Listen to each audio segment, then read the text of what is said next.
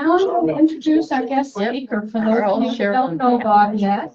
Bob Pelletier is talking tonight on the cemeteries in Winthrop. Bob is a longtime resident in Winthrop and a very active community member. He taught math in high school, and then he became our superintendent at one time. And I had the privilege of working under him at that point. I had the privilege of having you in class. That's right.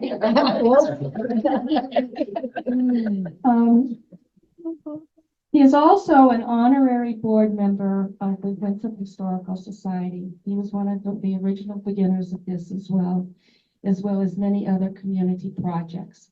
We're very honored to have Bob here tonight to speak to us. So thank you. And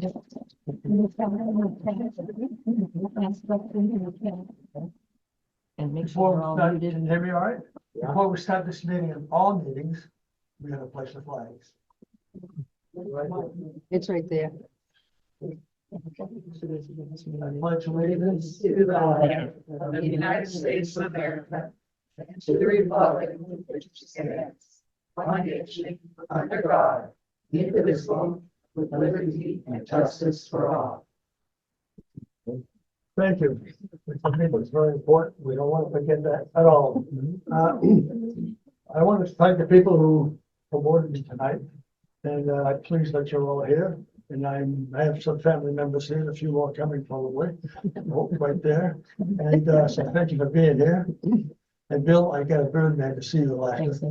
Okay, and I want to thank Mary Richards, who signed me up for this right there. And Elizabeth, who does all of this. I'll tell you, it's 2 computers or one overhead projector with 3 mics. We ended up- like Zoom and then here. No one else can do that.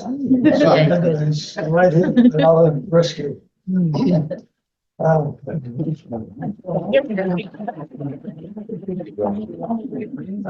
That's all. I can't see any. Okay. Okay, I have to disclose something. I've been on the cemetery committee for 5 years. And I'm no longer there because I resigned, because I'm getting old. Not there, not there. Not here. And when I get old, I mix my words and I stumble and so forth. And I correct, but I'm also embarrassed.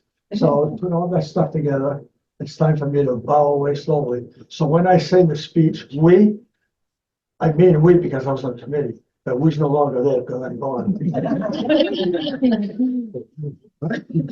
All right, and also it's time for new ideas and just younger people, I guess, to make the thing go. We've got a busy schedule tonight, and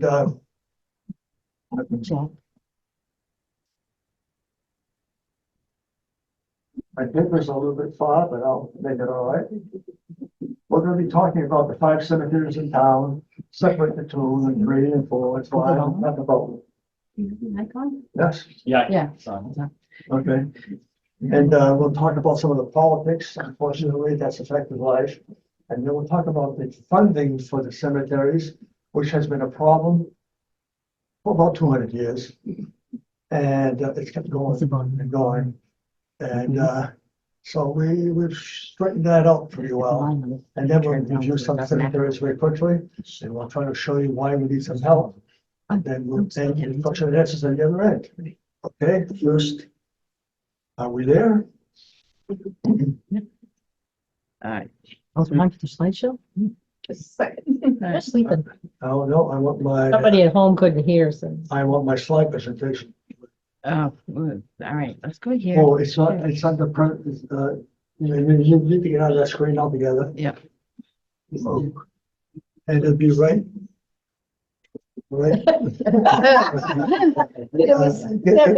Further back. Don't go into the light. Come up to, It'll be a red dot. you can, Bob, you can go behind. Come on it. behind me so that You're not there, and, okay. they can hear. Let's There get you on this. Minimize this. Right. Okay, and For PowerPoint. there we Yeah. go, PowerPoint. There we go, right there. And then right here, Mike, Joe? right here. There we go, right there. Oh, yeah.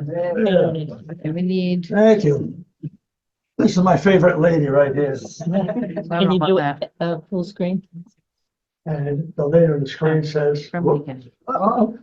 One deal. There we go. This should go right there. Perfect. Okay, All right. down So, one. Okay, right there. Yeah. When the elderly died, the library is lost. A lot of information in cemeteries. It's loaded. There's a story from every single stone. There's a story for the whole cemetery. The whole thing brings back memories that most should be never forgotten. And then the volumes of wisdom are gone. Next one, please. All right, major direction. What we're trying to do tonight, we'll be talking about the funding of our cemeteries. It's been an important part for our town for over 250 years. Our forefathers were very frugal to the point where we feel it today in a positive way. It's actually helped us out. We didn't even know that. Next one. there we go. Can you all see that, all right? Yeah. All right, the museum, we call it a cemetery, is where we go. Next. And there we go. Purpose of this presentation, to introduce Winthrop Cemetery Committee. Do we have any cemetery committee members here besides me? Well, okay, but we meet regularly, so they've heard enough about me, I'm sure. Review and explain the trust fund. We have a trust fund, and I'm going to explain to you, which is why they're supplying the money to the cemeteries, which is why we have minimal problem in maintaining the cemetery. Huge problem on the other side. Next, oh, wait a minute. And then we're going to raise awareness of the citizens about what our cemeteries are. Few thoughts about tombstone tourists. People show in town and they're just looking at tombstones. They show up in their place here and they ask Mary or anyone else a question about John Doe's funeral. Where is it? Where do we start? So I'd like to give you a few ideas as to where to go so we can cover those things. And then feel free to call me at any time. Increase knowledge of the Foster family. You know, Squire Bishop is, you all know Squire Bishop? Yes, he's the number one guy, the little dancer there. But he was the second guy alive. The first guy was Mr. Timothy Foster. And there's a real discrepancy in that whole story, which I want to talk about for a while. And the last one is the town council's favorite words are, we can't afford it. And that goes on and on and on and on. I'm going to tell you a quick story right now. I went to the budget committee this year, and the town council was there, budget committees were there, and they presented their budget. And I said, all done, all done. Where's the cemetery? Oh, who does that? He came up and does. He said, well, I do the cemetery. What's the budget for this year? He says, I don't know. How can you run a cemetery that way? Well, and so the town manager went through the files. He said, oh, it's the same amount as last year, which is the same amount the year before, which is the same amount as the year. So they're stagnant. And they heard from me about that. Not why I retired, but it's close to it. All right, turn please. Okay, we have 5 cemeteries in town. East Winthrop, Glenside, Lakeview, Maple, Metcalf, and the not 6 and 7. Not 6 and 7 and 8. Right? And people confuse that. If you go to find the grave, many people go find the grave to find a gravesite. So, go on. Okay. And they say, well, we have 6. But they list Mr. Blunt as being in a cemetery. And he's not. And we'll talk about that in a minute. Okay, as a matter of fact, we'll go right now.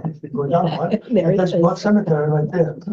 And Mr. Blunt is a captain in Revolutionary War. He went to war, came back, lost his wife, had a family, and had sons and grandsons.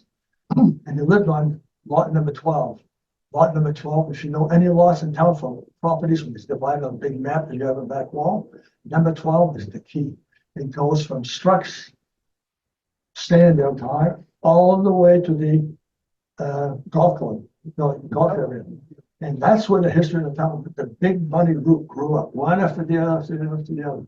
Mr. Blunt lived there. In fact, it was called Blunt's Corner, where he was living. It was right on the corner of South Road and 202. It's a red house there now. Not his house, but that's where he lived. And he passed away. And nothing happened.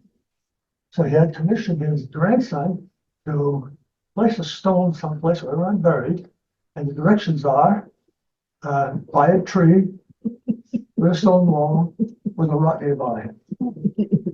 And the grandson did a good job. Let me get my little pointer here. He found the highest place he could on lot 12. Here's the tree, here's the rock wall, and then the stone right there. And he did that, and he said, pretty good.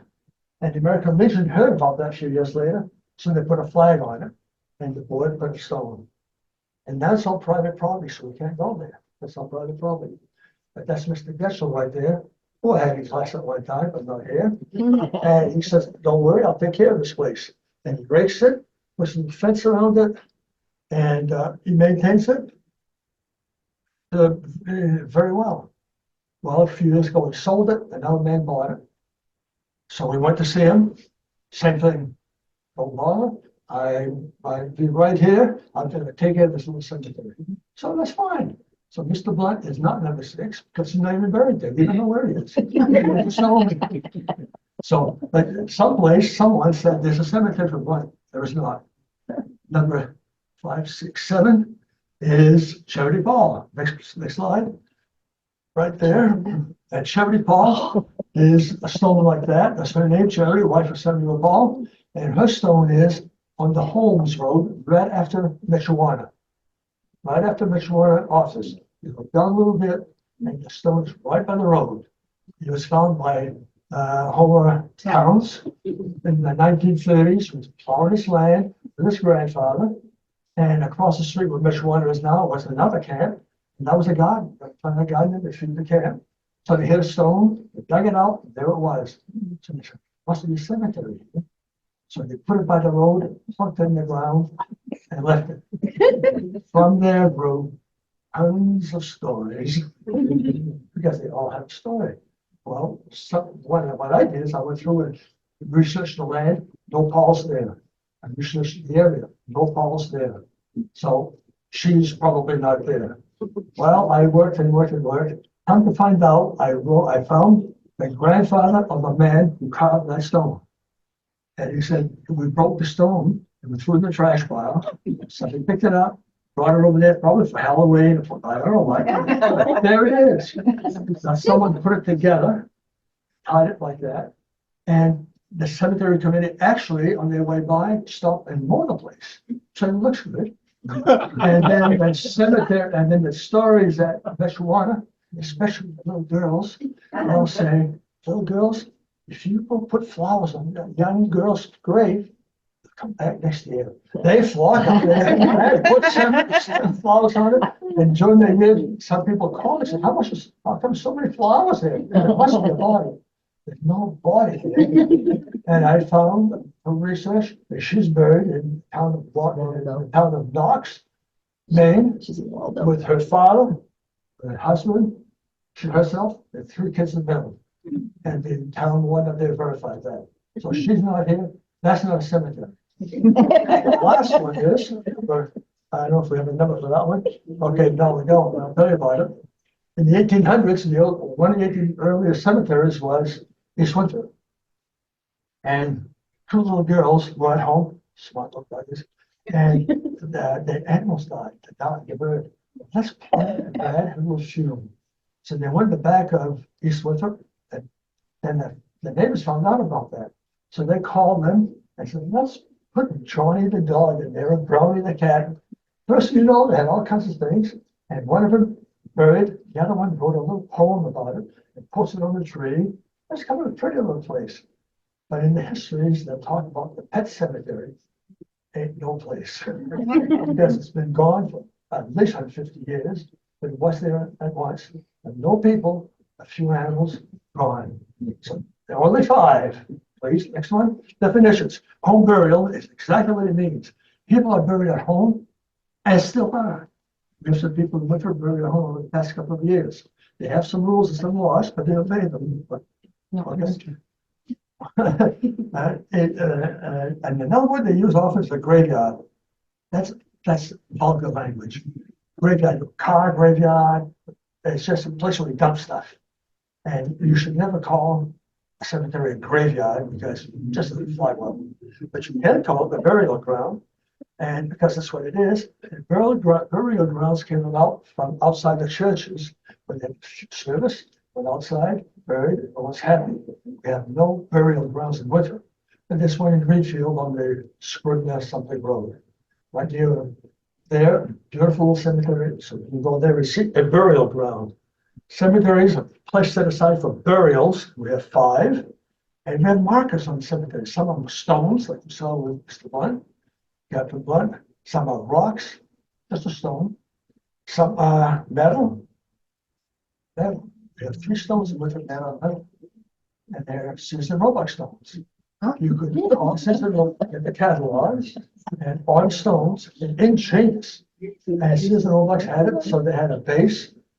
Buy the base you want, buy the rice you want, buy the space you want, this, put a crown, go as high as you want. And then arrive in the kit and put it together. And you open a little door, you ramp in there, lock the door, and you're done. And the thing doesn't need to be clean, doesn't rust, doesn't rot, doesn't do anything, it just sits there. Beautiful. But it will last. But anyway, okay, so we have metal, we have some wood. Some wood stones. When you run a cemetery, you have to take care of all people. Some people's life is on a dime. And Sonny, my grandson, made a cross. And the town, Sexton, Steve Kennedy is very careful about going around those and maintaining them as long as he possibly can, because they're part of that family's history, really. And then we have silent cemetery, where things are just no stone, no bit, just buried. That's it. So just because you can't find it, then it doesn't there. The burial types, we have full burials with caskets, cremations, you know what those are. Those they come in vogue more and more. Fortunately, because they take a lot less space, and the limited space we'll have lasts a lot longer, so it's very important. Home burials, within the laws. Green burials, buried dust to dust. We have a green burial cemetery in Fayette, with no embalming or anything, no casket, in a shroud, and they brought the cemetery. And rolled in the ground, family was put it on top, maybe a stone, a rock, but that's it. And now it becomes part of the forest. And the Kennebec land trust is running that, and they do very, very well. So back to the ground, which is that one, Green Cemetery is very good. Scattered in the woods, the trees, whatever they want. They have some of those. So if you go looking for stone, you ain't gonna find one. Because it's all over the place. Okay, as per family desires, all within the laws, it's all legal. Okay, future, what's gonna happen? More columbariums. Green is gonna grow. Next one is C. New thing around. Someone invented a burial at sea, and they have ports all over the coast, Maine, Massachusetts, New Hampshire, all the way down to Connecticut. And they have over 100 burials around a year. And they charge same thing as a regular funeral. You go on board, it's a place for the family, flowers, little altar on board this platform. And they'll go to the ocean, they have that, it's called burial at sea. Because we had this beautiful camp on Orr's Island, we left it there, no place for burial. And Granny would love to see me, but in the ocean. And there we are. There we are. So burial at sea is catching on slowly. It's not for everyone, but it's going to be there. Next one, please. Cemeteries are named according to nearby residents who provided the land. So here we have, and the land is named by the owner, but also by the town or by the school district. That shouldn't be so close. You can tell the last 2 lines, which say back here, you can see them better. Okay, Haskell Cemetery changed to Bacon, changed to Stanley, changed to Glenson. And what happened is Mr. Haskell had a house there, and someone said, you know, the town doesn't do anything. I need a little land, so I gave him an acre. And if you're gonna give someone some land, you don't give them the best land. So our cemeteries are on ledge, slopes, streams, bad. But anyway, that's what we have. So when Mr. Haskell passed away, Bacon lived next door, so now I call him Bacon. When he passed away, Stanley was not, he's now Stanley. The Filers, and we need a name for that, which is now Pledgeside. But down the line a little bit, we have Lakeview, should be on the end of Narrows Pond Road, go backwards. It used to be called District Number One Cemetery. That's because the number one school district was out there. And we had 10 school districts in town. And the names changed quite often, so they said, what's the school district? That won't bother anyone. And they're gonna be stable. But it wasn't. I'll tell you from another research I did on schools, they built one schoolhouses where the kids were, right here. And we have, kids come to school here, and then kids moved away to the corner. They picked up the school, they moved it there. Okay, and they had it on rocks. And you can still see the rocks on Roy Reynolds' house, where the school was. And so we had 10 schools like that, 10 districts like that. And in all, I found 26 sites for 10 school districts. And they kept moving it, following the kids around, no transportation, no buses, so forth. So they moved it around. So that went pretty well. We can't afford it. They don't want to do much more than that, but it worked, so congratulations. So Lakeview to District 1 to Fairbanks. And you start with Fairbanks, that way and that way. Next one, please. All right. Searching for Stone, Hal, and Historical Society and the Tombstone Tours. They'll drive in. Very early burials, you know. I'm not registered. The town became the town in 1771. But Foster arrived in 1765, 5 years before. People died in there. But this was not a town. It didn't have anyone to record stuff. So there are no records. Unless someone put a little stone with a date on it, then you can find out when things happen. Later, a few rules came about, and then and the cemetery is always emotional. Someone dies, I just mentioned today, someone passed away a few days ago. Oh no, and that's the first reaction. But you know, when someone dies, you have to go to a funeral director, you have to call the person, you have to call the town, you have to call the tax, you have to call. It goes on and on. The best friend of this whole thing is the funeral director, who's working tonight probably because he's not here, but he knows all the rules. And if you're on top of your game, you would go there soon and get things organized to see all that hassle. You've got enough going on without 28 phone calls and inviting families and all those kinds of things. So those are the rules, but emotions take over. For children, different. Children are special. Some kids die. When they die, everything stops for whatever it is. And have it thrown up. And I want more people come. And I like my age, we expected it, it's over. So that doesn't last very long. The wealthy people don't have a problem. They have a big stone that just go through big. Bigger the stones, more money they had, that's not a problem. Off they go. Veterans have their own system of things if they go by the federal rules. We have a veteran cemetery. If they died in Winthrop and buried, you say where? And fine, was he a veteran? Or she? Yeah. Start with the veteran cemeteries. How many veteran cemeteries do we have in Augusta? Two.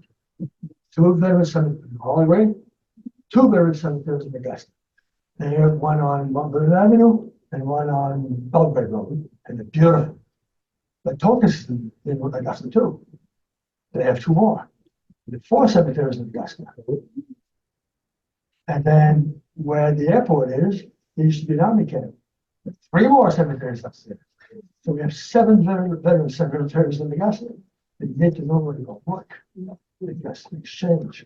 Like the ones on top of the hill, and they're easy to find. You go up the hill by the airport, around the Thai place, or the helicopter, across the street is a gate. You look ahead, three large American flags. There they are, 1, 2, 3. Civil War, died here, and so forth. A lot are unknown. I'm excited because no dog tag, nothing like that. Civil War, Revolutionary War. They passed away, and they were shipped up here, and Someone said it's John Jones, and I idea was, no idea, unknown. On top of that, location. You die in someplace in Virginia, and where was the guy from? We used to talk about Augusta a lot. Oh, well, okay, ship him up. It's Augusta, Georgia. Okay, so that's a problem. And the third thing is, the end of the line is there because Veterans Cemetery, VA is the oldest American veterans cemetery, veterans hospital system in the United States. So the trains should stop there. So anyone else, took them off and name or no name, and they found the place and buried him, and they have a stone. But a lot of unknowns. The rest sometimes it's through the town of Grady, has a stone for a veteran soldier who got lost because of their name. They were in North Carolina. Before we ended up here, and the town buried him with his Confederate flag, and every Memorial Day every year, they have a ceremony there just for him. Take good care of our people. All right, religious people, all we go. We have 2 Catholic cemeteries in Augusta, 2 in Lewiston, and then sometimes religious cemeteries are within a cemetery. Okay, so one side is kind of a Catholic corner, French corner, but not the other ones. Jewish cemetery in Albany, all the Jewish cemetery. And so they have those kinds of things. We go to, my wife go to Florida, started section down there. It's a woman here. That thing work? It's just you. Just me? A lot of money. We go to cemetery and I asked the guy, I always say, cemetery guy, where's the biggest stone, the most common stone, the most beautiful stone, and one you want to talk about? So you want to go through. And then he said, which one has the oddest? He says, what's in the voodoo section? And now they have a voodoo section where voodoos come in and have a stone. Friday nights, they come in, do the ceremonies, they decorate the stone with things, and have a little altar, and they have 2 glasses for wine, 2 bottles for beer, 2 something else, and a little something in the middle. And they change that every other week. And it's the voodoo section. We accommodate everyone. And don't be surprised if it doesn't fit what you think a cemetery is, because there are a lot of cemeteries going on out there. All right, you stack pole, ask the sexton, he knows everything. The sexton works off a book that is coming to you. It's right over here.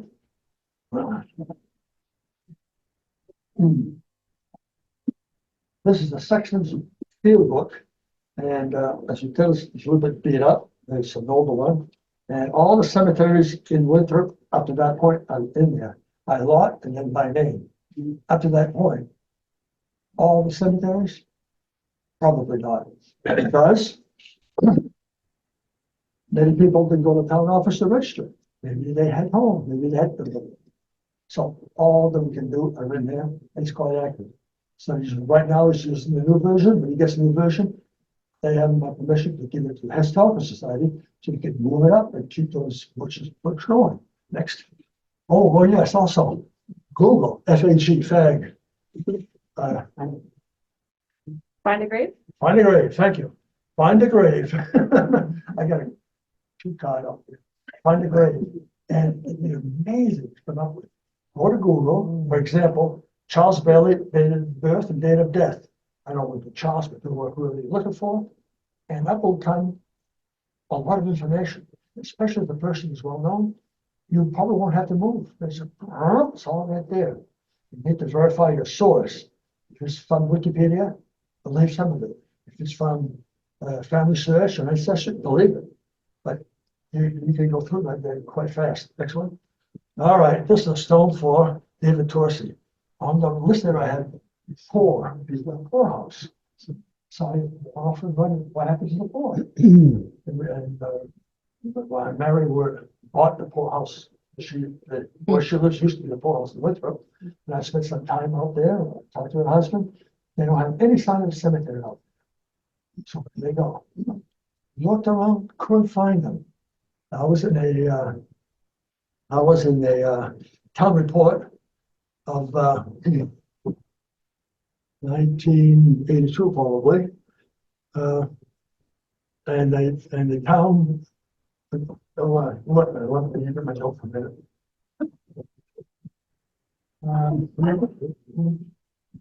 Okay, this is my note for this one. There's 1892, page 23, is a list of the town report of people that were buried from the forefront. Wow, that's my answer. And the proposal was made to see if the town will vote to buy graves for stones for coffins. And it passed. Next year, I read in the town report that the amount appropriated was $100.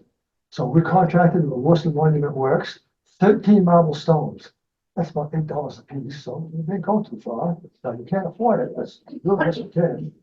And the name of Theodore Morton was added to the list. And price paid was $100. So they bought 13 stones. In the list, they have 14 names. It's not very accurate. People make mistakes. So who's missing? So what I did is I went through it, picked one right out, because they're all people end up in poorhouses in magic. We had 2 wars, Civil War.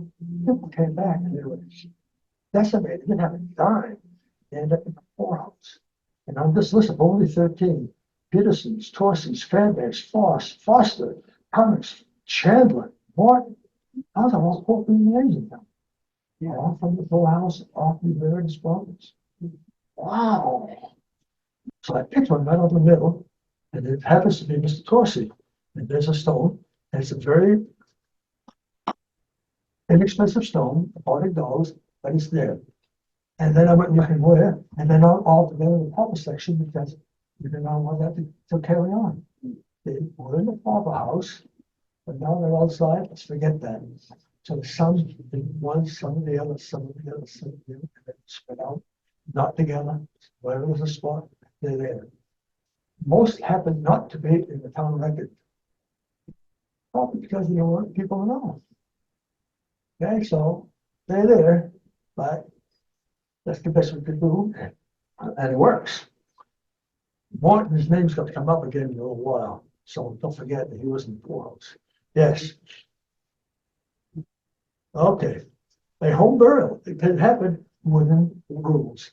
The rules simply are, you can bury on your own land if you do it properly. It needs to be well seen, a fence around it, on the front yard, doesn't have to be, but this one's in Southport, right in the front yard between the house and the road. And you have to have a way to get there from the highway. And they lie, you can bury the whole family there. So they can sit in the living room and wash the gravestones. They're always very happy. The problem is, they sell the house. Don Didi arrives to buy the house, and I'll say, Don, congratulations, but you get a burial on site.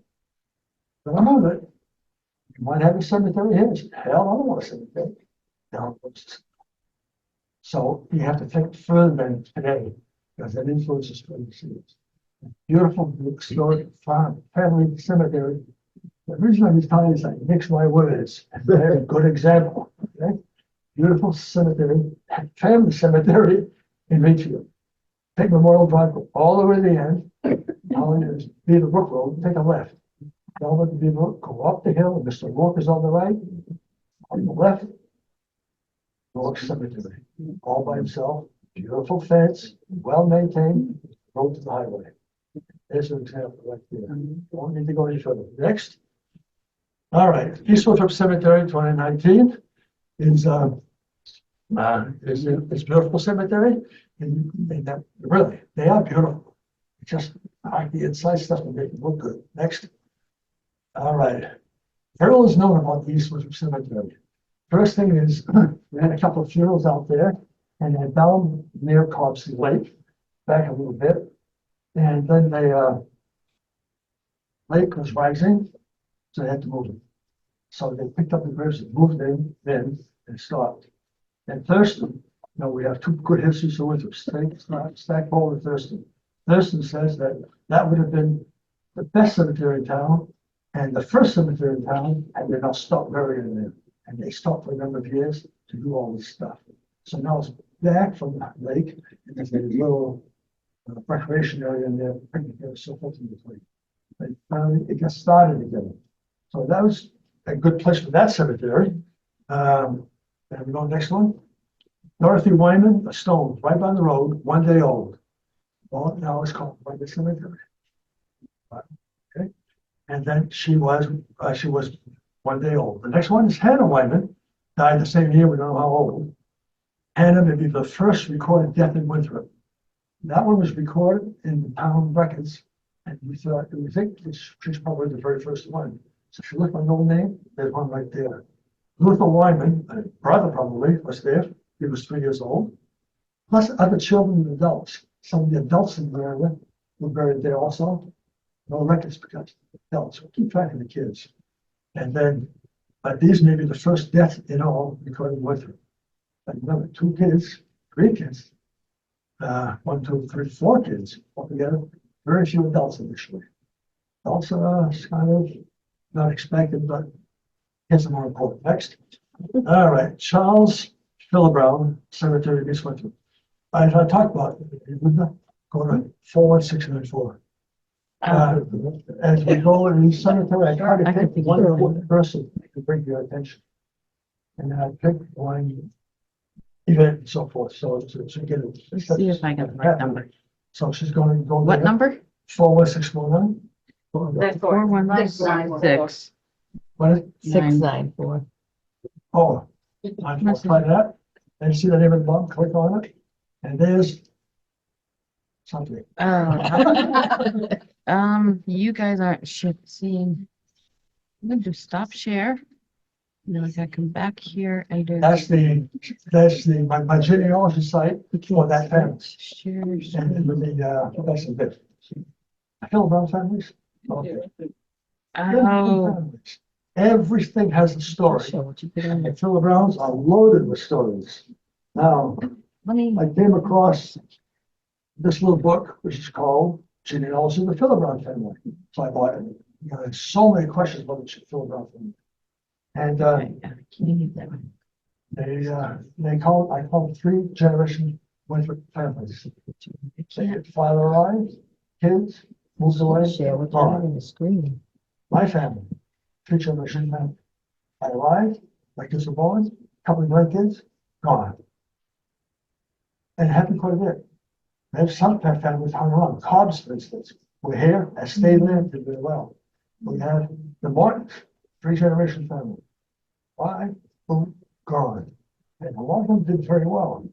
Well, Oh, there it is. that one, I almost have almost. the have it. roots magic thing for you. There? There's your Okay. person. So there's, as you probably remember, Dr. Philibrown was a dentist. And the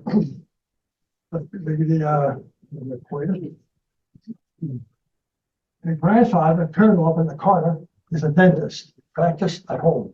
And then the other one is a dentist, and he practiced around town and in Lewiston, Portland.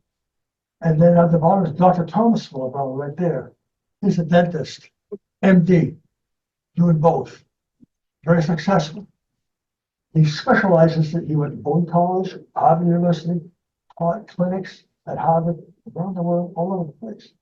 He specialized in left palates. And when they operated on cleft palates, they would disfigure people. Make sure they can do better than that. He went inside and did it this way. And reconstructed this perfectly, but made the changes in hair. And he was an inventor. He went and listened to people who could sing. Sing, you know, and he would listen to that and measure his mouth. And another one. And when he got the true voice that's clear, he made the mouth like that. So people could not speak clearly. And this guy was the one time it all. Very wonderful person.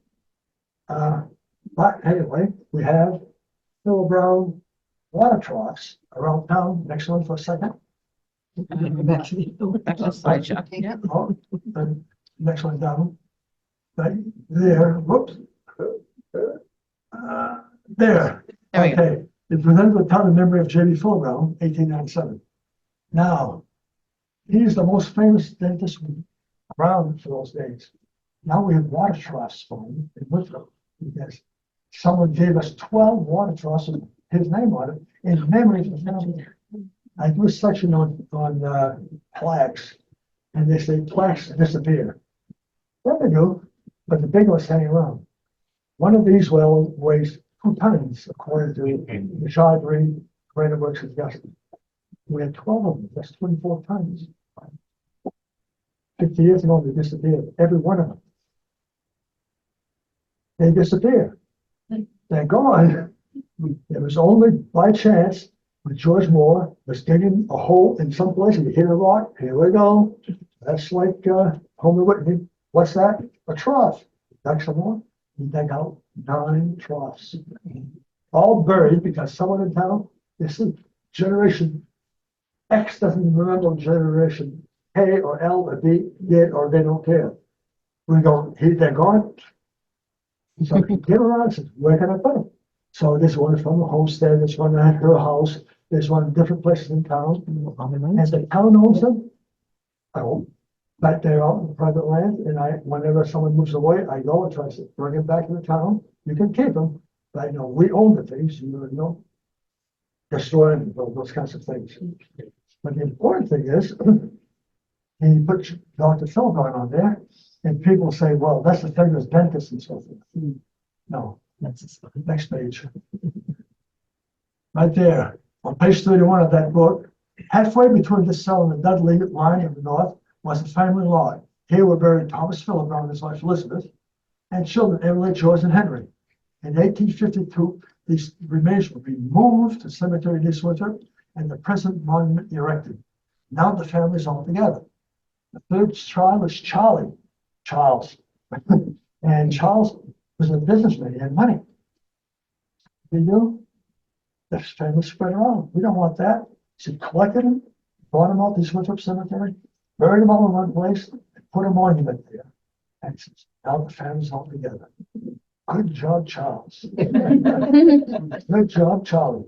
Now, next down, it says, East Winthrop Cemetery. One back. Now, one back. Okay. Page 122. Mr. Philbin installed in his name of Winthrop. This is in the book now, in memory of his father, not the brother. Okay. And because he had respect for the father, and a lot of respect, and because of him, I'm successful. Doctor's successful. The daughter's doing well. He's the one who's recognized. That's what they took these things out. Not from the popular dentist, but from the father of the family. Next one.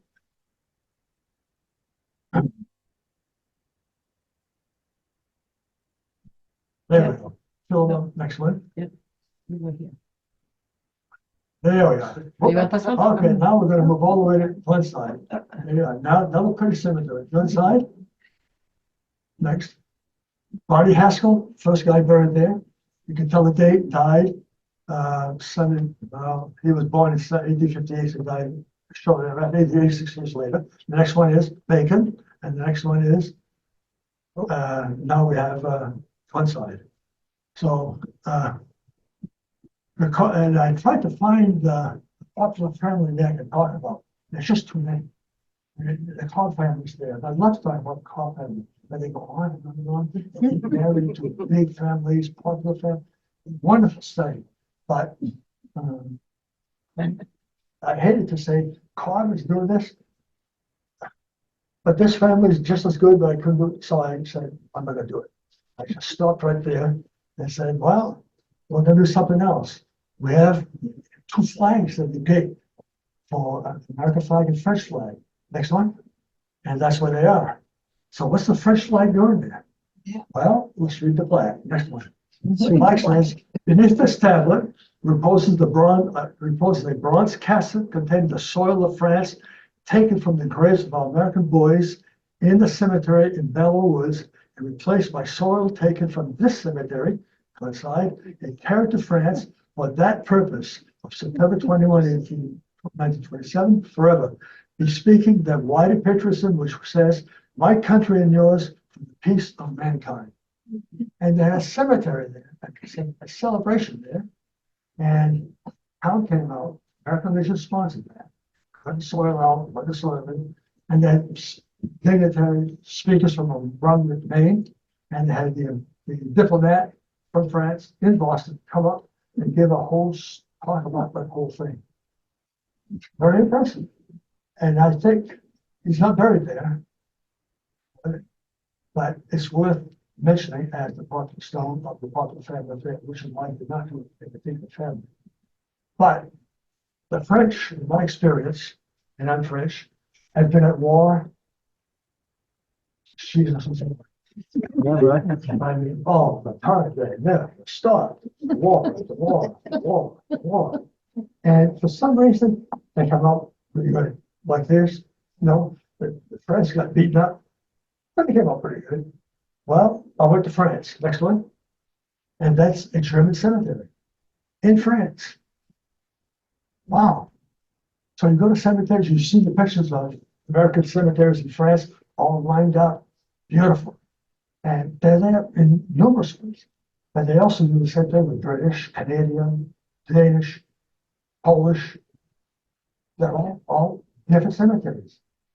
And the Germans beat up on the French, and the French thought that they would have a cemetery there. And I said, what's going on here? Well, took those pictures, and the stones are different. We'll talk about that. And this is the cemetery, and you see way back there. See these stones right here, and these are flat stones. And these high, Sorry. and these higher stones right there are centerpieces, and they have German soldiers all the way around. And at the gate, have a list of all the burials and what they are. But the stones are brown. All the others we visited are all white. It's all right. Let's go to the next one. It's all right. Next one looks like that, and it's a little bit closer, and you can see where there are some stones hanging out under the earth. The next one, please. And that's the five, the centerpiece, and the others are all around it. You can see the right-hand corner top is the flat stone. Right behind the first stone on the right, there's one. The stone right behind the second one right there, and they're all, there's one at the bottom, they're all right there, and then commemorate the German army that beat the hell out of them. You gotta respect that. You gotta respect that. But much more interesting to me is that across the street from that, it's a building, probably 4 times the size of this building. That's a museum. And it's history of the battle of French and German, and how the French beat up. Well explained. And over the door when you walk in, there's a sign that says, never again. And that whole cemetery is manned by German students, middle school and high school, which I love. And the young students were there talking about the country. Wow. In fact, there should never be another war. That stops people. Stop me. Netanyahu went there and he saw it. He said, I believe that. He forgot it because he's not back again. Yeah. But it's a story behind every stone, story behind every cemetery. I think that's a good one. So forgive me for not having a person in my side, but that's what we're doing. Next one. All right, now we're up to Lakeview. Lakeview. Next one. All right, Daniel Robbins, oldest stone in the cemetery, and his wife, 1804. Next one. Carl Swanson. Carl, congratulations, Carl. He's listening on Zoom. And he did his homework. Remember I said, when you die, things happen fast? He's making plans. He's got a stone, his neighbor's on it, his wife is on it, and he won't have to take care of things.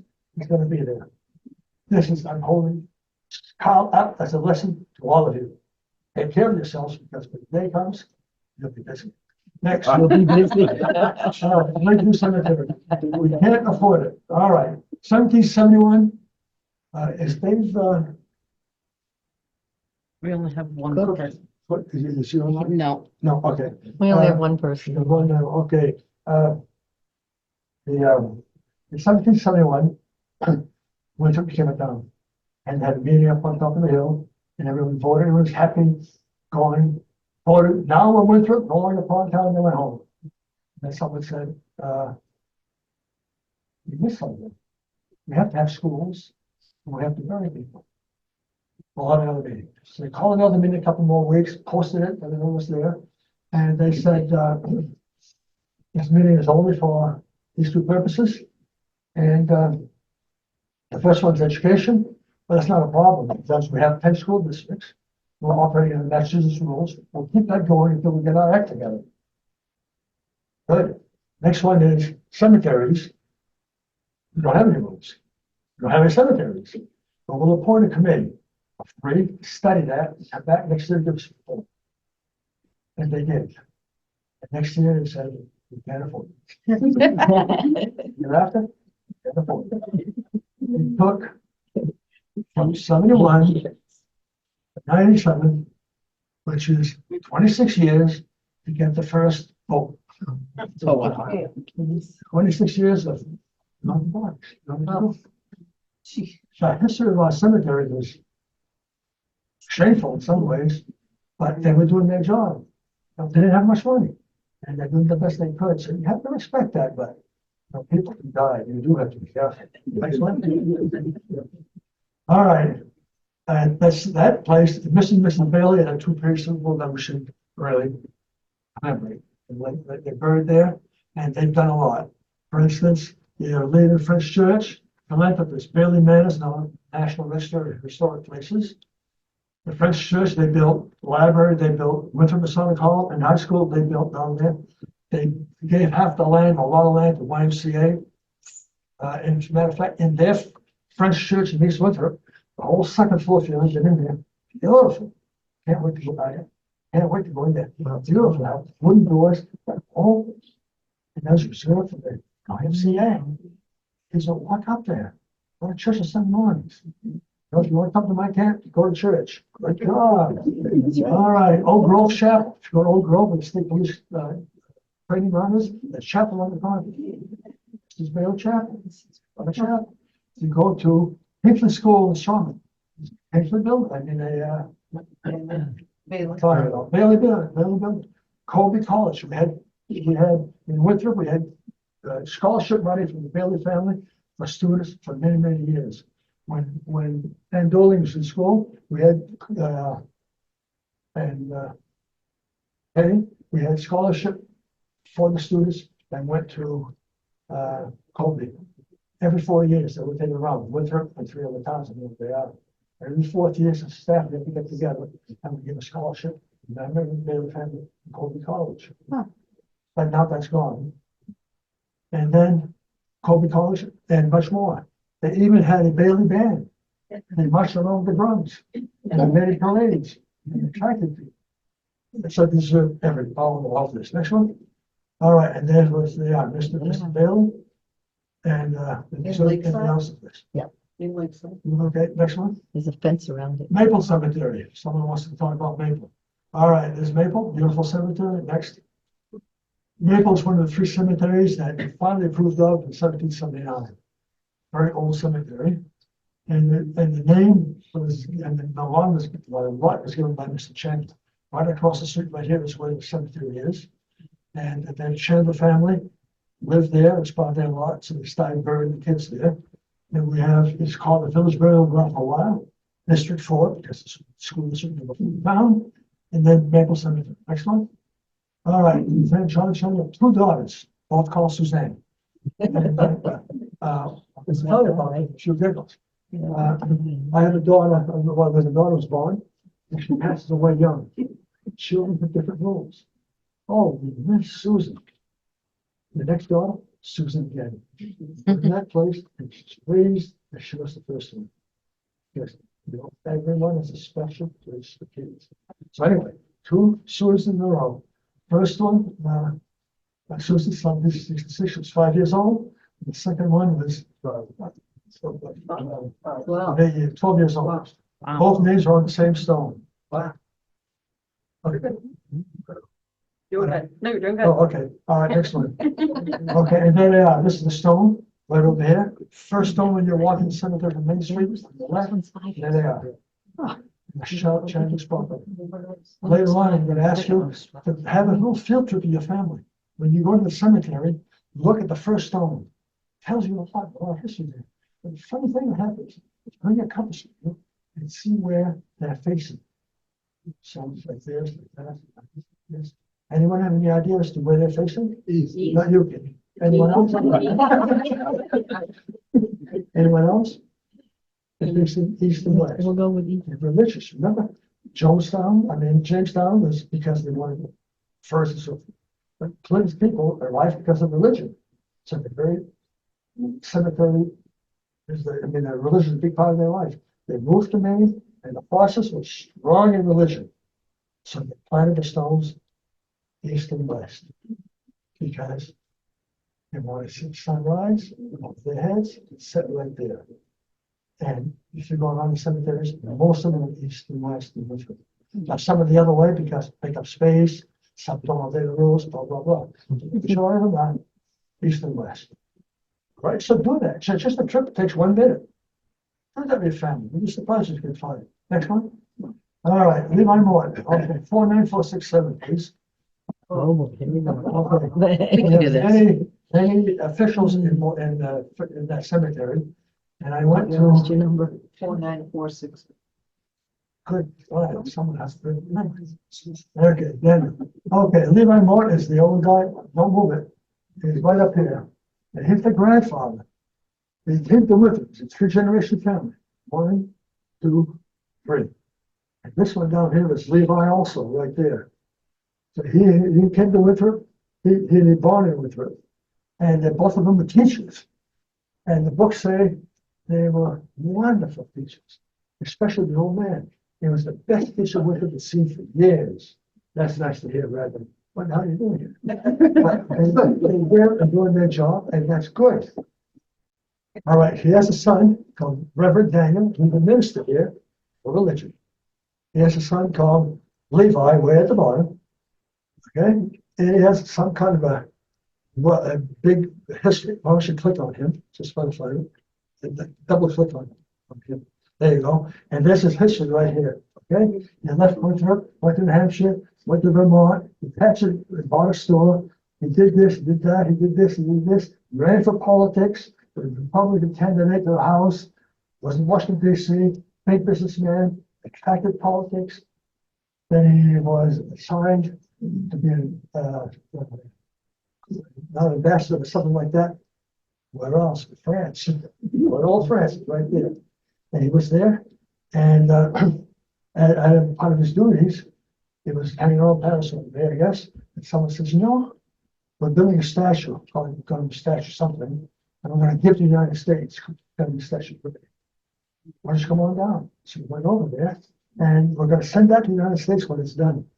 And he drilled the first rivet into that Statue of Liberty. But what's up? That's great, right? Well, he came back to the United States, did his stuff, ran for president of the United States, didn't make it. But President Harrison, he was elected vice president of the United States. Now he's Washington D.C. the position.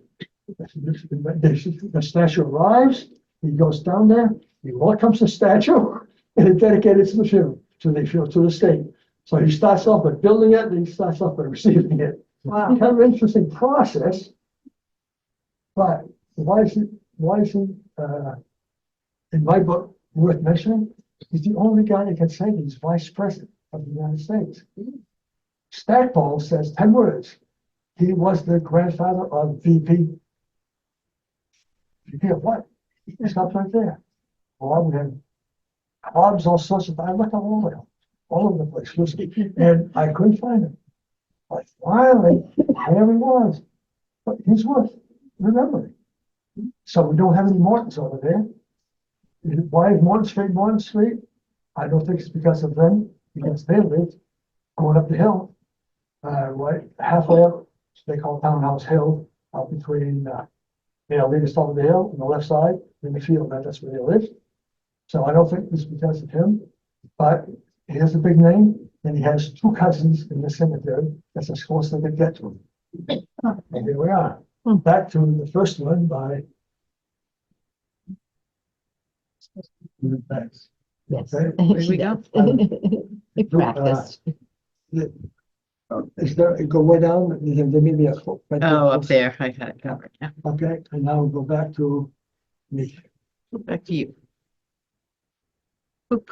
I don't know if that's good or not. No, that's me. I don't want the, I want the program. Oh, you want this? Good job. though.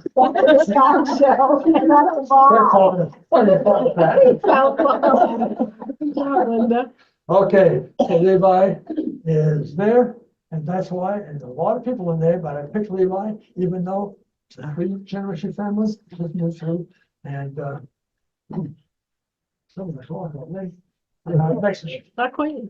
okay, Metcalf. There we go, Metcalf, next one. Yeah. Okay, that's the oldest stone. It's Abigail Pullman, and she's buried on the Pullman farm. Right behind there is her father's farm, right around the corner. Next one.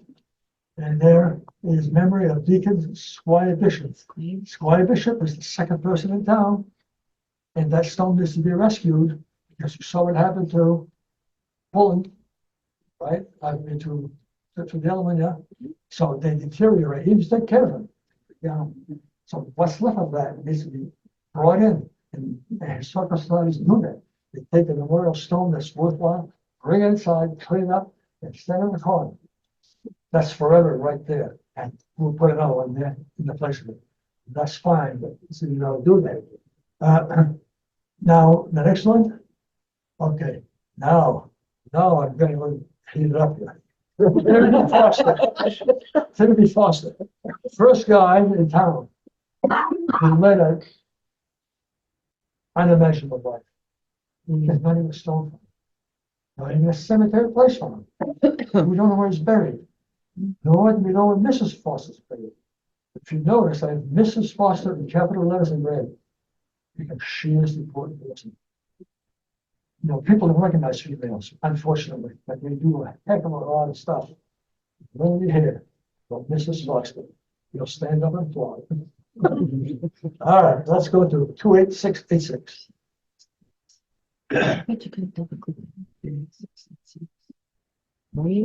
That's the tree for Timothy Foster. Right there. Captain Timothy Foster is top of the line. He was born in Bristol, Massachusetts, right there. His father's a major. He married a Sybil Freeman. He had these kids right there. Could you drop this down a little bit to bring that up? Not quite. All right, I'll stop right there.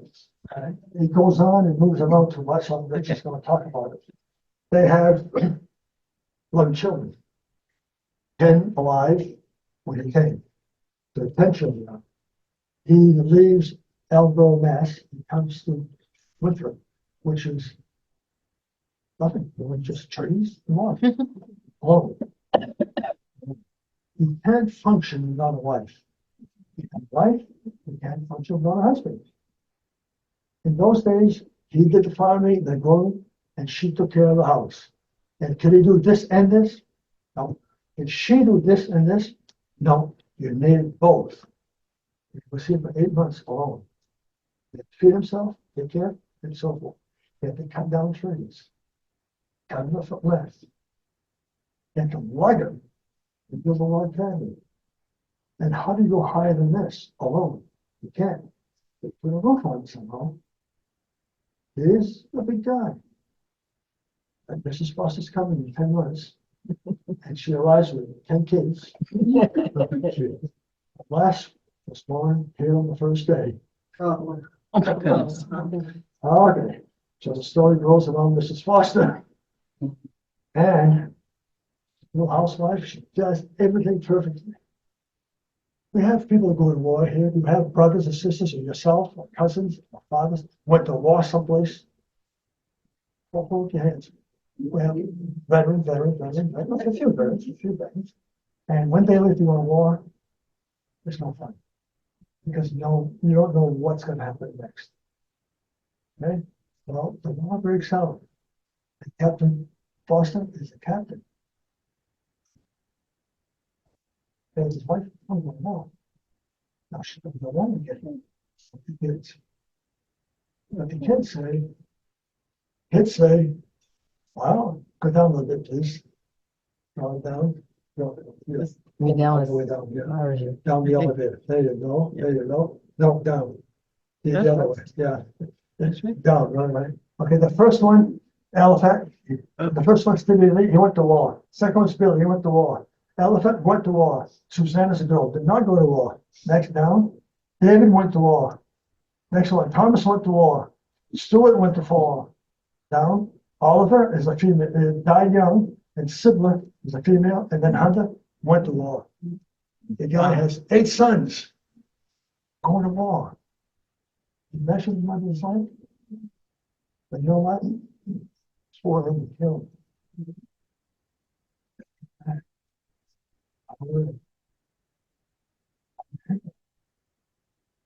How do you handle it? She needs to be recognized. We don't know what she's buried. We don't even sure what year she died. But females need more attention than what they're getting. And to me, out of all the important people in this whole thing, even the vice president, she did the job and did it well. And so now she has no indication the sons have died. Because remember, we don't have dog tags. They died, they get buried where they fall. That's it. They just never came back. So Timothy, the father, is a good man. He's a slavery by them. And they were cutting trees, doing this, doing restaurants, cemeteries, doing all kinds of things.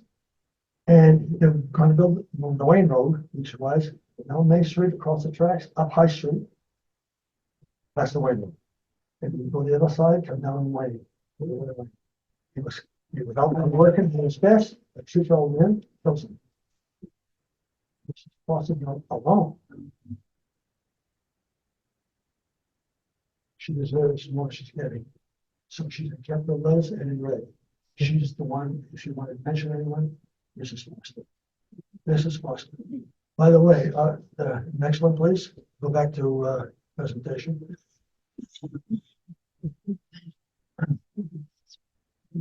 Yep. Yeah, this is an teacher. No. Okay, this is the best we could do with Timothy Foster, the captain. It is a DAR form, okay? And I have a story for him, but I won't go there. And he's buried, he's a captain, and he's buried in Metcalf Cemetery. And that's decided by the DAR. And they probably made a good decision, but let me tell you something. Put this down, right here, right here. Okay, we have Foster funeral, Foster burials. In this winter, we have 11 Foster's buried. None descendants of Timothy's Foster. Next one over. One side has 6, none. Metcalf has none, except this guy. One side, so Maple has 5, Lakefield, 23, of which David, Stuart, Stephen, David, except we have 4 descendants, sons of his buried in Lakefield. Now, the house is where Dr. Messina Rollins used to live. If you know where that is, down on Route 4 School, like a lightning switcher, take a right. Go all the way to get a big sharp curve, right there on the corner. And the woods built in there. Now, they go from there to where she lives, out to South Road, to 132, the top of the hill, to Lakeview Cemetery. That's about a mile and a half. That's where they buried. They say that Timothy's buried in Metcalf. Let me just that up. Why would they go the other way, 202? Go past the East Winthrop Cemetery, it's right there. Go left, Stanley Road, down across the brook, up the hill, right on Bierce Road, and bury him there. Doesn't make sense. So they say that's where it's there. That's why I'll have to say, because I'm in proof of it, that there's no mention any places where they are actually buried. And Mrs. Foster doesn't even have a flag, she has nothing. All right, yes, next one. Oh, I just read that. Next one. Yeah. Dorchester North Burial Ground. this, the Dorset, Massachusetts, got buried ground, and there's a foster in there. And next picture, please. And I have a portion of the picture there. It's a very special stone to a foster who's not in the direct line of Timothy. But if you go up the line past Timothy, and then a brother, he's right there, he never marries, he stops right there. He's the guy that's buried. And this is the top of the stone. But what's interesting about that is stones are usually engraved. Letters are engraved. This was in the bleach, which is the opposite. This is very difficult to do. And it tells you the whole story. Right? This is the earth. This is a candle, he's alive. The devil's right there, the skeleton. The snuff out his light, his life. Behind him is an angel. Which way is he going to go? The son's looking down, smiling, saying, let's watch this and see how that's going to work. That picture was taken by a kid right there. And she just stumbled upon it. Way before I even knew anything about fosters. She just happened to have it. She said, oh, I don't know about that. And that was, she gave it to me. That's what it is. Thank you. Next one. All right. Timothy Foster needs recognition. I took liberty with stuff. And I hope you don't blame me for doing that. But anyway, I do cemeteries. I also do science stuff. And I like to watch the satellites go by. And it's fun. So I go to National Aeronautical Space Administration site, and I can time the satellites. But one time I came across a site that said they were making a voyage, a trip, a satellite trip to the Jupiter's seventh moon, which is called Europa. Wow, okay. Then I saw where they've taken names to put in the satellite to act as pioneers. Oh, I love that one. So I rolled up my sleeves and I watched it, and I said, we're taking name. Boom, I put it in right in there. And then I said, I hope he goes. And a couple of days later, I received this thing. And see if I can find a little bit of information about that. Right here. Okay. The thing is going to leave in October of this year. It's going to be 6 years to get there because it's 31 billion miles. Now, light travels 184,000 miles a second. If they radio something back to us, it takes 9 years to get there. That's pretty far. But anyway, they accepted his name along with 2.6 million other names. Maybe that's a lot of company. 3,268 from the United States and 369 from Maine. Great. So his name's on there. He's going to be a pioneer. Good luck. He will be a pioneer, and he's a pioneer of Massachusetts, pioneer here, pioneer there. I think that's wonderful. Next day after I received this, I said, my God, I put his name on there. I never even did my son. He was sitting right there. So I went back, closed. There's your luck, Bill. All more names. But saw all this about a week ago, and I went down there yesterday. They're still accepting poems, art stuff, STEM, and art stuff, paintings, and accepting them, and they're going to put them on a spaceship and ship them out there as things that we do on Earth. And so people bring that in. So if you're interested in that, let me know, and I'll give you the address. You can go and you can do that. You can probably do something like that. I was going to say, but Port Laureates are already putting the poems on there, and I think it's going to be a worthwhile project. Okay, next one. Okay, the oldest stones in town, we mentioned them all. I listed right there for you. Next, I'm going to show you fast here.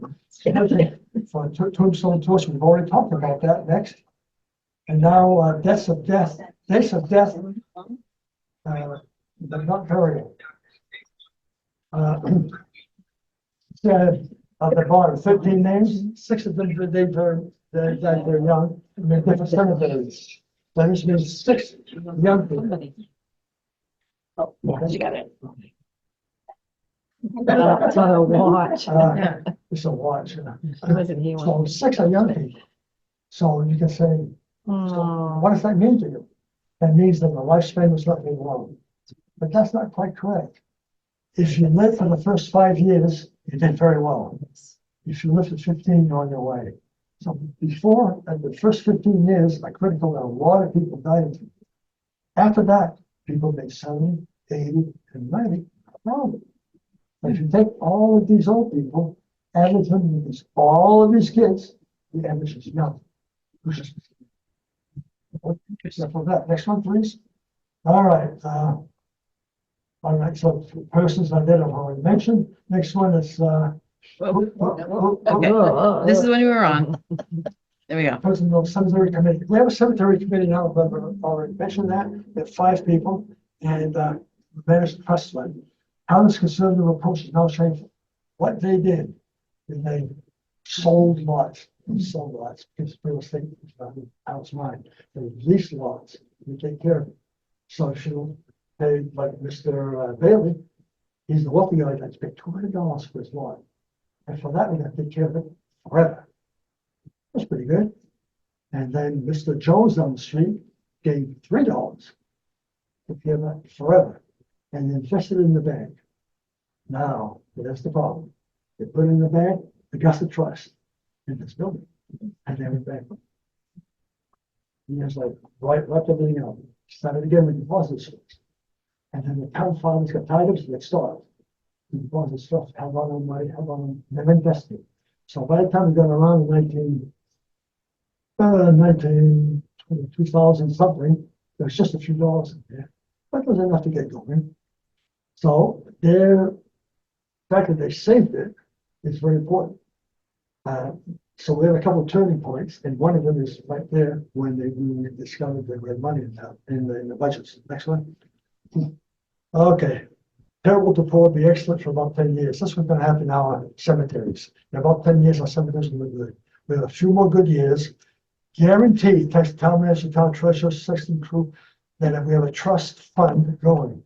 It's okay. It's okay. Just stay right there. Next one.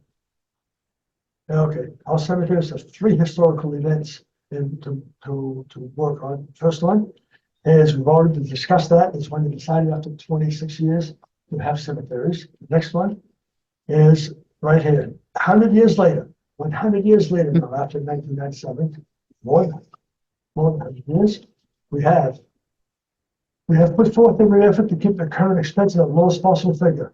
And in this, we believe we have quite been successful. In some directions, we were compelled to expend considerable sum of money, notably in the matter of cemeteries. The Haskell burial ground was enlarged a year or 2 ago since, and of course had to be put a fence around the place. So Mrs. Page put up the fence and we paid her the stipulated price. It cost us money. We didn't like that. Next one. At your last town, at your last annual meeting, there's a town report. You made your board, council, a commit to see at what price land could be obtained to enlarge the village cemetery. That's right here. And if it could be purchased at a reasonable figure, buy it. The best price we could come across with was 1.5 acres for $700, or 1 acre for $5, or half an acre for $200. And who were compelled to provide us some place to bury all these bodies lying around the tombs with $200 on it. We can't afford it. So we bought that, empty the tomb, fill that, and start showing it there. Never moving ahead. That's what we had to fix. Next one. All right, town report 1944. That's Carlton Roberts. Carlton Roberts said, we're going to do something about this. The town report had 16 pages, 31 names, with who bought the lots. And it said in the year and how much they paid, $25. Where was invested? Invested trust. How much they earned? 28 cents. How much they used during the year? 25 cents. They rolled the rest 25 cents. Balance 3 cents. They carried that ahead. At the town meeting, in the town report, they had to prove those things every single year. Calvin says, this is stupid. So the next town report, no, Mr. Roberts is gone. Can't afford it. Oh, fortunately, the year after, town Roberts is back. Things begin to go.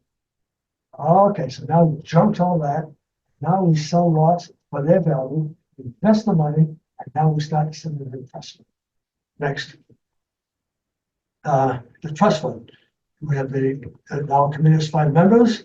We are in charge of the trust fund. And today the value is $589,000.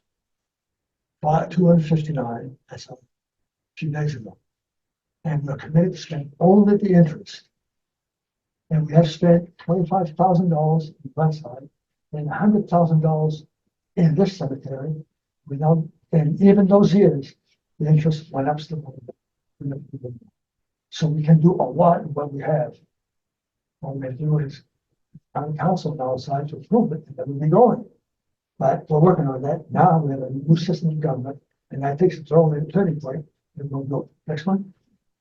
Okay, we have an town committee I mentioned, Mike Lady's one, Peter Nelson, like there's husband, Tommy Newhall is the field director, Bob Pelletier retired, Priscilla Stevens, who was here yesterday, she didn't know, She was here today. she was here today, and then Steve Kenny the sexton, and Lynn Reed, who retired after 3 years, just a few years ago. Next.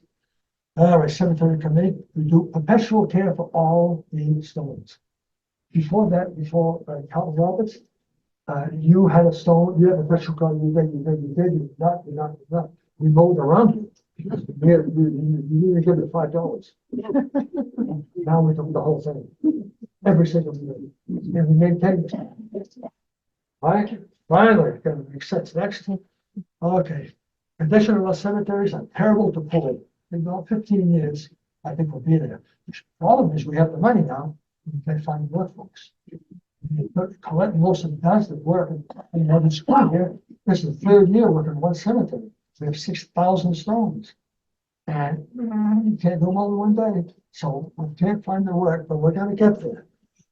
Perpetual care is guaranteed, and now we have the issues of trees, shrubs, repairs, planting, and so forth. Next. All right. We're working with the trust fund, and we're doing well. Next one.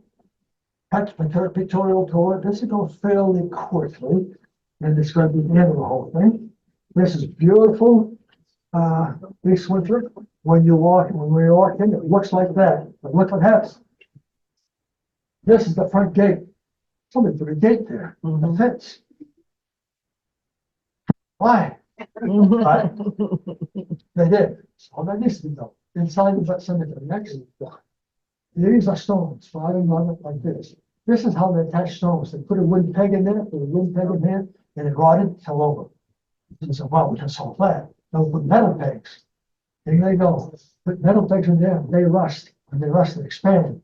They not only break this, but they break that. So now we have to do something else, but we're doing it. Next one. All right, this is East Winthrop stones. Terrible conditions, dark, one good one. Sometimes it's doing their own. It's still being done. Trees in the yard, terrible old trees, flat, so forth. Next one. Glenside Cemetery. Next. This is the road in Glenside. The road is eroding over 150 years. Now, about this high, I have my walking stick here that I use whenever I need it. I don't need it right now. And see this thing? That's how much it's eroded. It's going down that far. To the point that these 2 stones a few years ago fell in the road. That's what we're faced with. So we have to build up the road, do all those kinds of things. Next one, please. Stones lying down. Now we have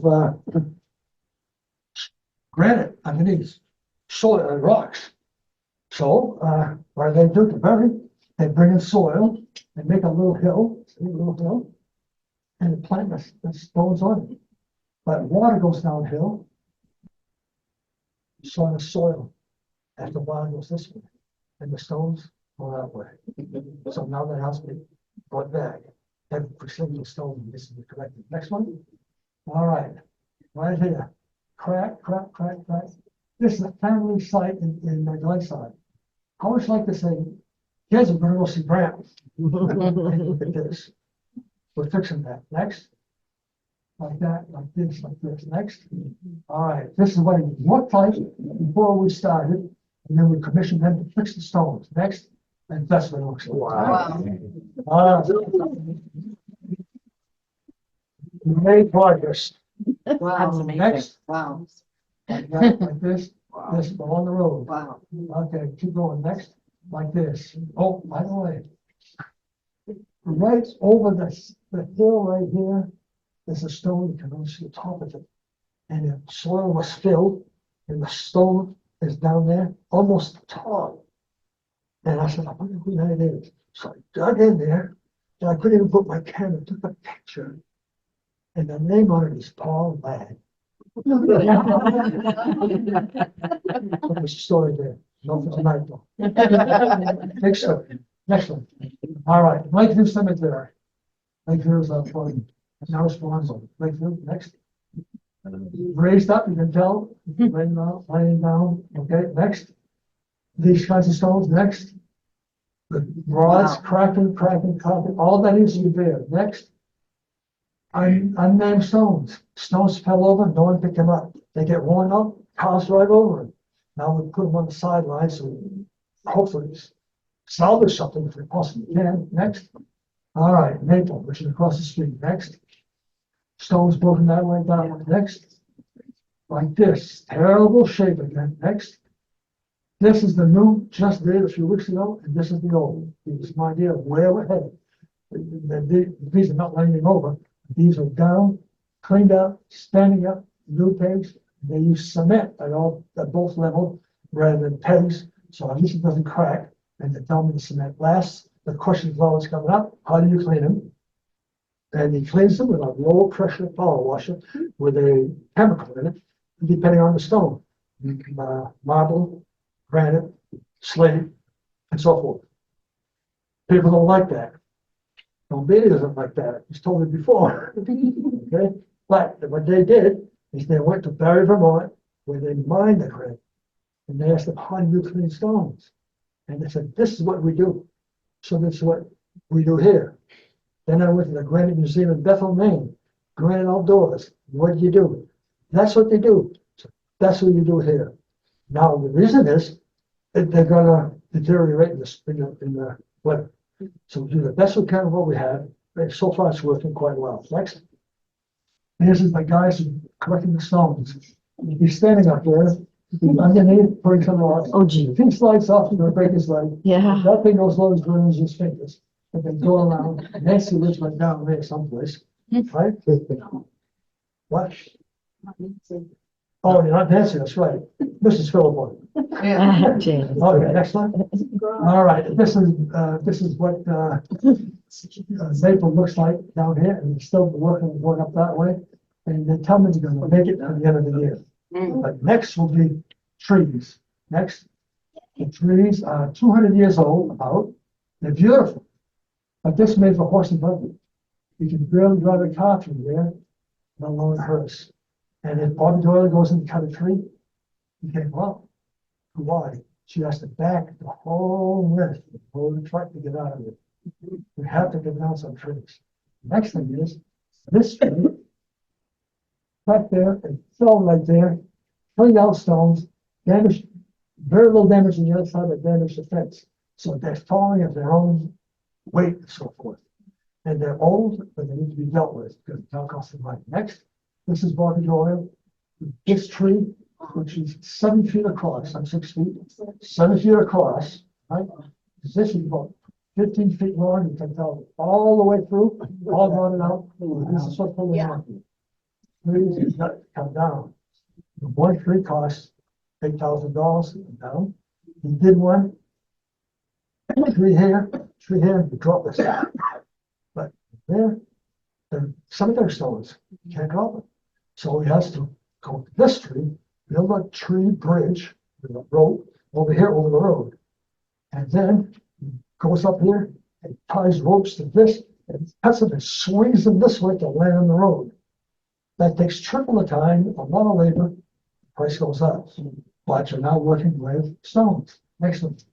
All right, this is the part of the maybe looking very well. We're getting there. Next one. Okay, like that. Looking, doing very well. Next. These are problems.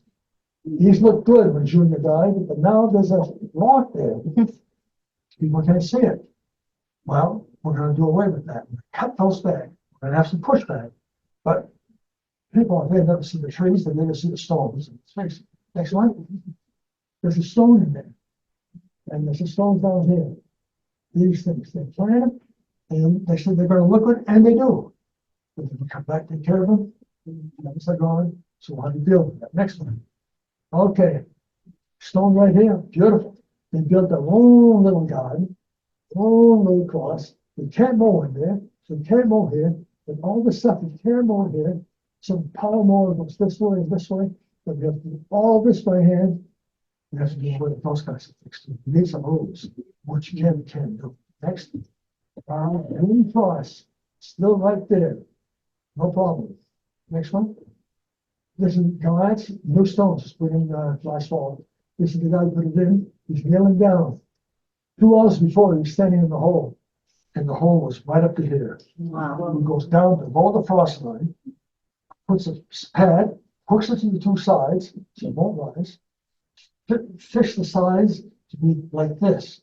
If the size of to do it this way, then it hooks and pushes it up like this, and you slide up. So the stone no longer do all this kind of stuff, and they're attached to the air. Good job. Next one. This is the columbarium. 1, 2, 3, 4, 5, 6, 7, 8 sections. 2 cremations in each one. So they put 16 burials in that one spot. Sometimes 3 per line. So that would be good for us. Next one. All right. Funding for our cemeteries has been an important part of our Winthrop's existence. We'll start off first. But we'll work around that. Next. And everyone needs to know that be a friend of the cemetery.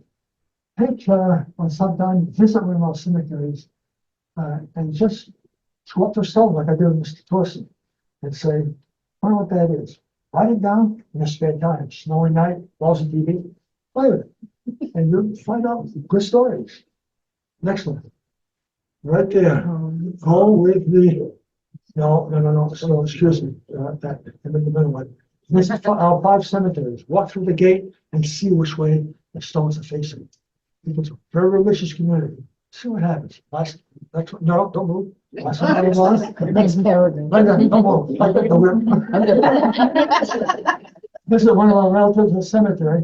Note the dates of death. Imagine yourself living those times. Close your eyes. The date is 1821 to 1890. And where was I? 3 kids, 10. No electricity, no storage, no roads. Imagine, what's your mind running back? What would it be like? And you're on your way to loving cemetery. Step number 1. Okay, now, Linda. Next one. Okay, I thought I'd end with a humorous note. This is the cemetery stone.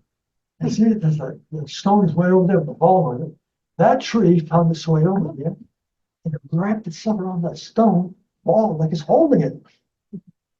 Oh, I love that one. That's in Mount Vernon. And I have a bunch of cemetery stones like that that are different. Next. Suddenly died, the library is lost. Volumes are lost. Here we are. Q&A, if you have questions?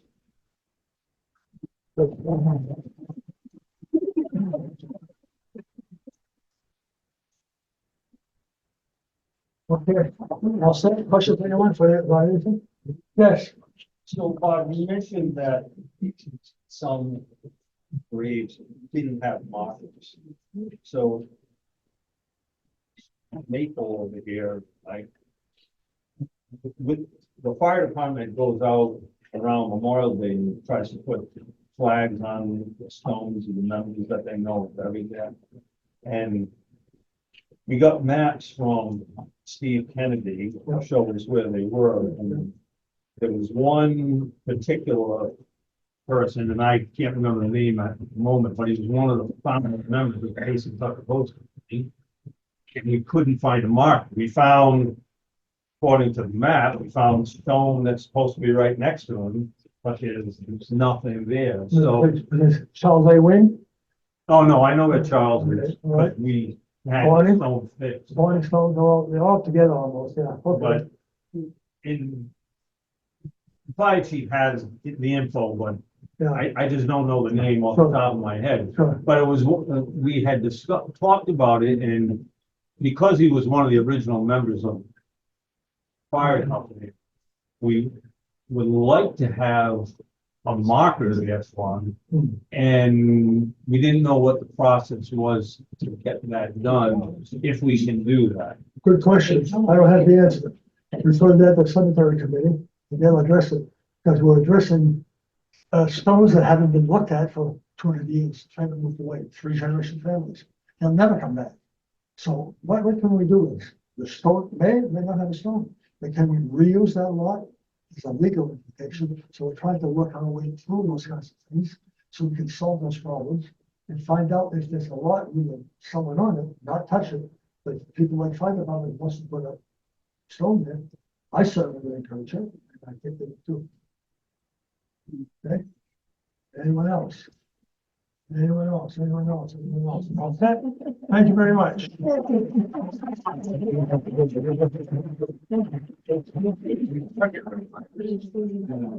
Here's my